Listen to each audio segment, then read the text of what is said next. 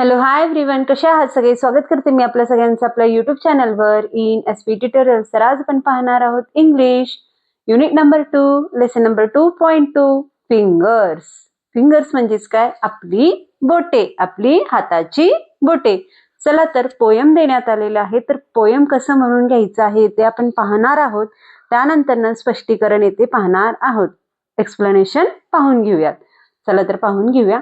Listen, sing and act. लिसन म्हणजेच ऐका, सिंग म्हणजेच गाणं म्हणा आणि ऍक्ट करा, तसं नाटक करून, नाट्य सादरीकरण करून दाखवा असं म्हणलेलं आहे.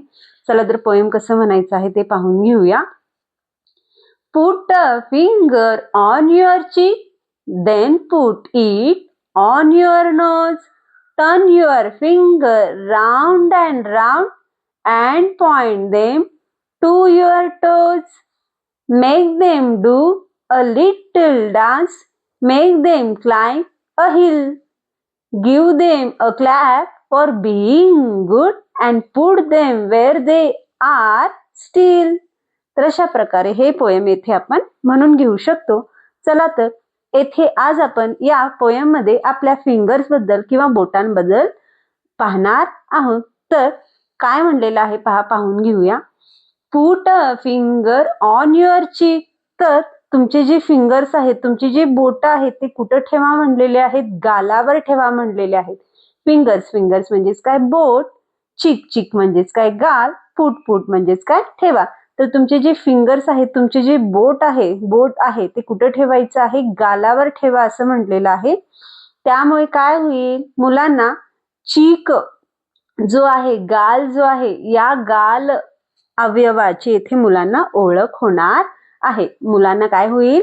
बॉडी पार्ट्स ओळखायला येथे मदत होईल. Then put it on your nose. तर हळूच तुमचा जो बोट आहे आता कुठं ठेवा म्हणलेला आहे? नाकावर ठेवा म्हणलेला आहे. पुट म्हणजेच ठेवणे, नोज म्हणजेच काय? नाकावर. पहिला आपल्याला गालावर ठेवायला सांगितलेलं होतं, त्यानंतर आपण कुठे ठेवणार आहोत? नाकावर ठेवणार आहोत. तर ही ऍक्शन करत असताना मुलांना इथे काय येणार आहे? खूपच मज्जा येईल. Turn your finger round and round. आता तुमचा जो फिंगर आहे, तुमचा जो बोट आहे, काय करायचं आहे? Turn your finger round and round. तुमचा जो बोट आहे गोल गोल फिरवायचा आहे. म्हणजेच काय करणार आहोत? इथं सर्क्युलेशन मुवमेंट इथं शिकायला भेटेल. मुलांना काय होईल? आपलं बोट कसं गोल फिरतंय हे इथं मुलांना समजून येईल. दॅट आफ्टर पुढे देण्यात आलेलं आहे. And point them to your toes. तर आता आपली जी बोट आहेत, हळूच कुठं घेऊन जायचं आहे? पायांच्या बोटांकडे घेऊन जायचे. कुठं घेऊन जायचे आहेत? पायांच्या बोटांकडे घेऊन जायचे आहे. त्यांना पॉइंट आउट करायचं आहे. आपल्या पायांच्या बोटांना त्यांना दाखवायचं आहे. तर इथे काय होईल? मुलांना आपल्या पायांची बोटांची म्हणजेच काय? टोजची ते ओळख होणार आहे. पुढे काय म्हणण्यात आलेलं आहे पहा पोयम मध्ये. Make them do a little dance. आता तुमच्या बोटांना काय करा? नाचवायचं आहे. लिटिल डान्स म्हणजेच काय? डान्स म्हणजेच काय? नाचणे. थोडस तुमच्या बोटांना काय करा? नाचवा असं म्हणलेलं आहे. हलक्या मुवमेंट्स करायचे आहेत. बोटांना काय करायचे आहेत? हलवायचे आहेत. त्यांना नाचवा असं म्हटलेलं आहे. पुढे काय म्हणण्यात आलेलं आहे पहा. मेक देम क्लाइंब अ हिल. आता बोटांना काय करा? डोंगर चढवत आहेत असं करायला दाखवा म्हणलेलं आहे. डोंगर कसं चढत जातो पायानं, तसं बोटांना सुद्धा काय करायचं आहे? आपल्याला डोंगर जसं चढत जाणार आहोत तसं ऍक्शन करायला सांगायचं आहे. तर पुढे काय सांगण्यात आलेलं आहे पहा. Give them a clap for being good. आता बोटाने खूप छान अशी कामं केलेली आहेत. गालाला हात लावलेला आहे, नाकाला हात लावलेला आहे, राऊंड अँड राऊंड बोट फिरवलेला आहे, पायांची बोटं दाखवलेली आहेत, डान्स केलेला आहे, डोंगर चढल्यासारखं ऍक्शन केलेलं आहे. या सगळ्या चांगल्या गोष्टी केल्यामुळे या बोटांसाठी इथं आपल्याला काय करायचे आहे? टाळ्या वाजवायच्या आहेत. काय करायचे आहे? टाळी वाजवायची आहे. Give them a clap for being good. तर अशा प्रकारे चांगल्या गोष्टी ऍक्शन झाल्यामुळे इथं आपल्याला काय करायची आहे? टाळी वाजवायची आहे. तर पुढे काय सांगण्यात आलेलं आहे पहा. And put them where they are still. आणि आता आपल्या बोटांना काय करायचं आहे? आता शांत करायचं आहे. काय करायचं आहे? शांत. जेथे होते, ज्या ऍक्शन मध्ये होते पहिलाच या पोयम चालू होण्याअगोदर, त्या ऍक्शन मध्ये आपल्या बोटांना काय करायचं आहे? आता ठेवायचं आहे. तर अशा प्रकारे हा पोयम आपण अशा प्रकारे एक्सप्लेन करू शकतो.